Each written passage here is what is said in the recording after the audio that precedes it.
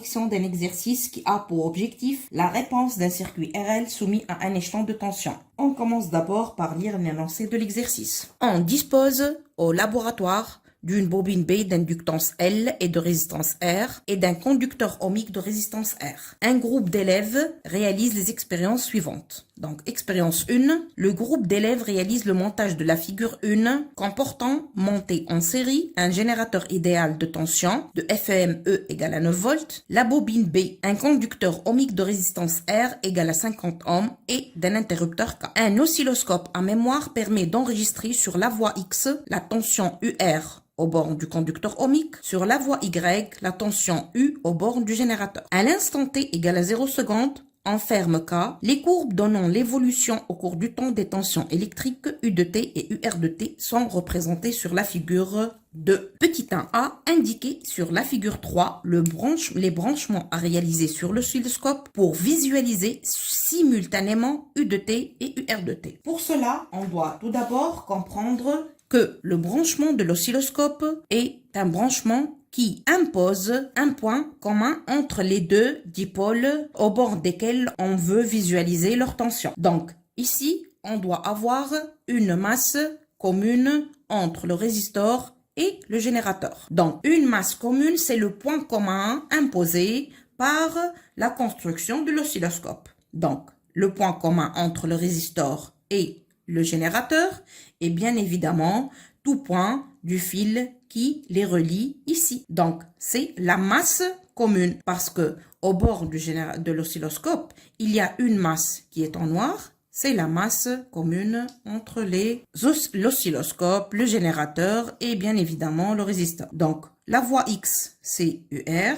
La voie Y, c'est U aux bornes du générateur. Il nous a demandé de faire le branchement sur la figure 3. Donc, la masse commune, X, c'est la tension au bord du résistor, Y, c'est la tension aux bornes du générateur. J'ai refait le branchement qui est la masse commune X et Y. Petit b maintenant, justifier que la courbe C1 de la figure 2 correspond à UR. Donc, pour justifier que la courbe C1 correspond à UR de T, tout d'abord, on voit très bien que le UR varie en exponentielle, que afin d'atteindre le régime permanent, UR passe par le régime transitoire et le régime permanent. Donc, on voit très bien que UR de T est une fonction croissante ici. Donc, U au bord du générateur, puisque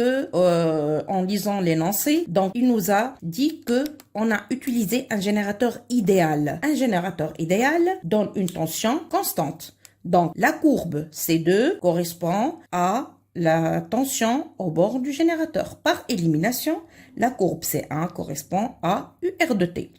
Donc on écrit cela. Petit b, le générateur est idéal.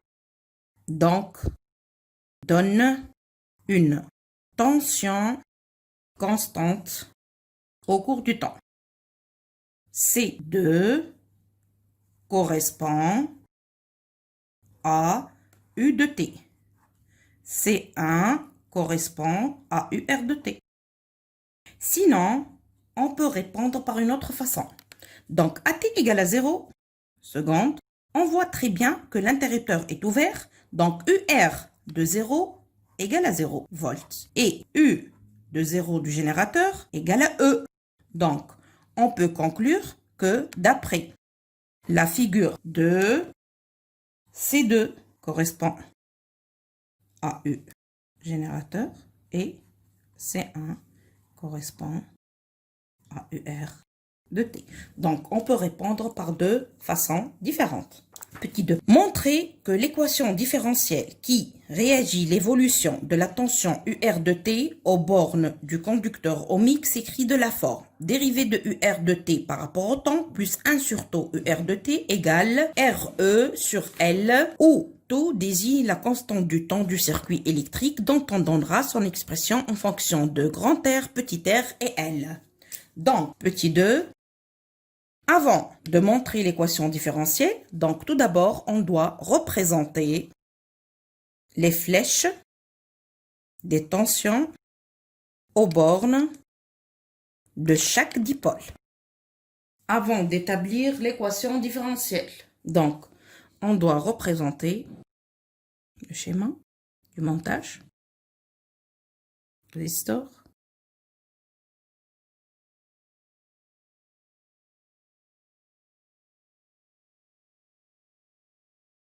d'après la loi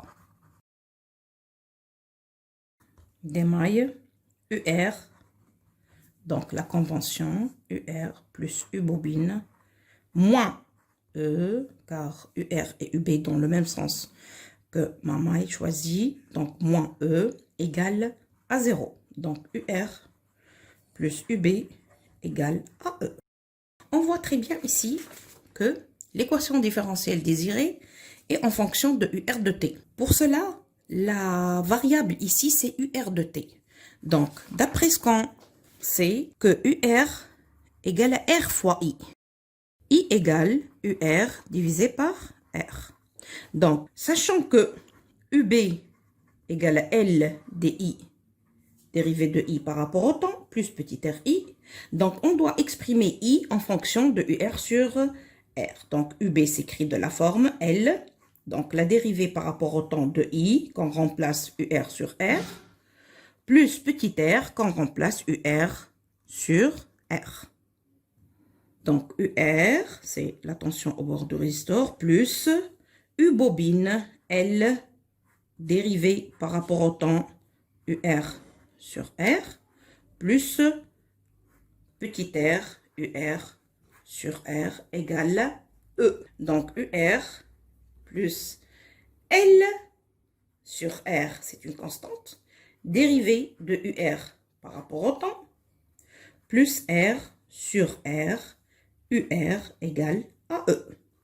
Donc, L sur R, dérivée de UR par rapport au temps, plus R sur grand R, plus 1 facteur de UR égale à E. J'ai mis UR en facteur. Donc, d'après l'énoncé, la dérivée de UR par rapport au temps, plus, ici, on doit multiplier L, dérivée de UR par rapport au temps, fois R sur L, on simplifie, plus R sur L, fois R sur grand R, plus 1, UR égale E fois R sur L. La dérivée de UR par rapport au temps, plus R sur L, facteur de R plus petit r sur R, UR égale E fois R sur L. Plus, on simplifie ici, R plus petit r sur L, UR égale E fois R sur L. Ici, il vous a dit fois 1 sur taux. Donc, le facteur qui est multiplié par UR est appelé 1 sur taux égale R plus petit r sur L.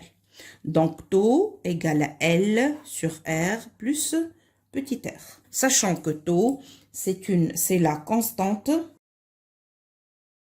du temps qui nous renseigne sur la rapidité avec laquelle s'effectue l'établissement du courant dans le circuit RL.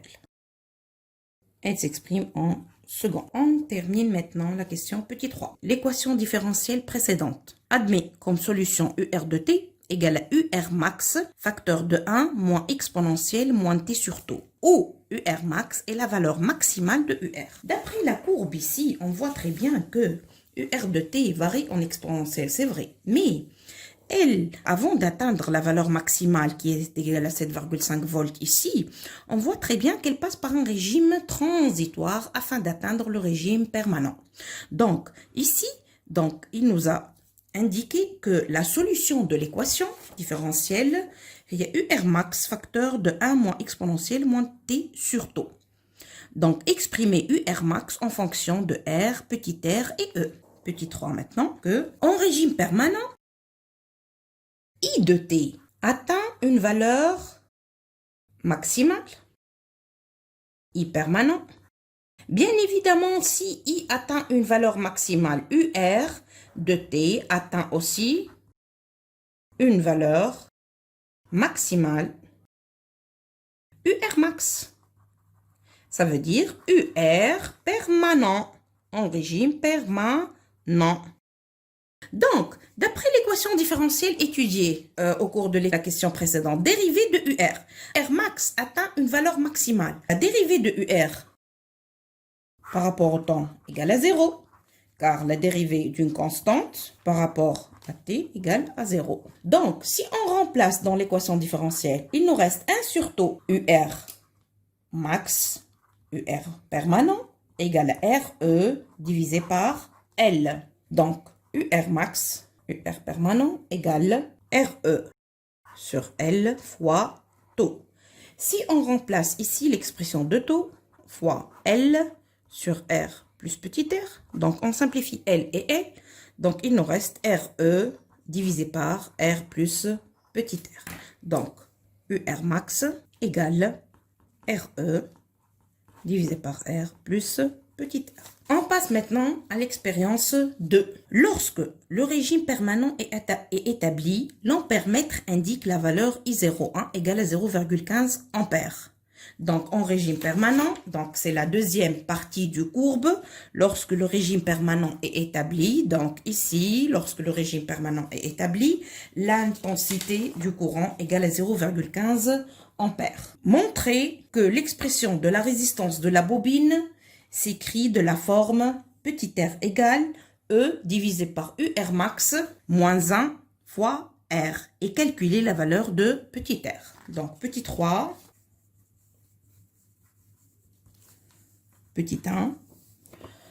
Donc, le régime permanent est établi. Donc, I de t tend vers une valeur constante qui était I max, donnée par l'ampèremètre I01. On a UR max, yani UR en régime permanent, égale R fois I01.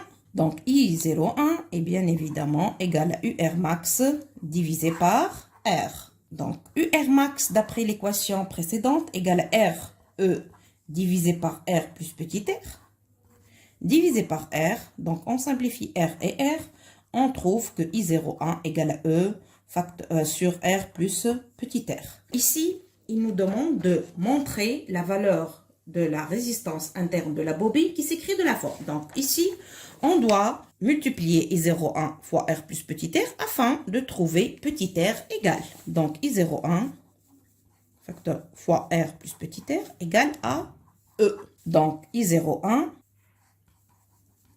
égale à E donne R plus petit r égale E divisé par I01. Donc, petit r égale E divisé par I01 moins grand R. On n'est pas encore arrivé à démontrer R en fonction de E et UR max. Donc, on va exprimer I01 en fonction de UR max divisé par R. Ce qui donne R égale E divisé par UR max moins R. Si on met R en facteur, donc E sur UR max moins 1 facteur de R petit r s'écrit de la forme E divisé par UR max moins 1 facteur de R. Application numérique. Petit r égale, d'après l'énoncé E égale à 9 volts, UR max d'après la courbe de la figure égale à 7,5, moins 1 fois 50 ohms. On trouve très bien que petit r égale à 10 ohms. Petit b. Déterminer graphiquement la valeur de la constante du temps taux 1 et en déduire la valeur de l'inductance L de la bobine. Donc, on doit, d'après la courbe, taux, c'est l'abscisse de l'intersection de la tangente de la courbe UR de t à t égale à 0. Et surtout, lorsqu'il vous a tracé la tangente à la courbe, ça veut dire que vous êtes obligé d'utiliser cette tangente. Donc, l'intersection de la tangente à la courbe UR de t à t égale à 0 avec l'asymptote lorsque t tend vers l'infini. Donc, c'est l'abscisse correspond à taux 1 qui est égal à, d'après la courbe, 15 fois 10 moins 3 secondes. Donc, 15 millisecondes qui revient à écrire 15 10 moins 3 secondes. Donc, petit b, taux 1 est l'abscisse de l'intersection de la tangente à la courbe UR de t à t égale à 0 secondes avec l'asymptote si t tend vers plus l'infini. Donc, graphiquement, taux 1 égale 15 millisecondes, ça veut dire 15 10 moins 3 secondes.